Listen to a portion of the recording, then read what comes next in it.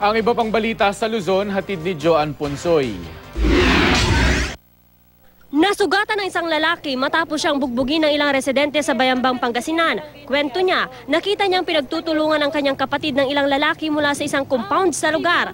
Sinaklolohan niya ang kanyang kapatid. Dito na siya pinagbubugbog ng mga lalaki. Itinanggi naman ng isa sa mga nambugbog ang paratang. Giit niya, ang kapatid ng biktimang nagwala sa lugar at nanugod. Napag-alamang ilang beses nang inireklamo sa barangay ang kapatid ng biktima. Madalas daw itong manggulo tuwing lasing.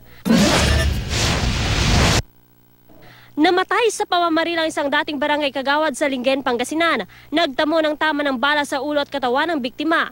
Ayon sa pulisya, galing sa pangingisda ang biktima na mangyari ang insidente. Lumapit daw ang isang lalaki na kunwari bibili ng isda mula sa biktima.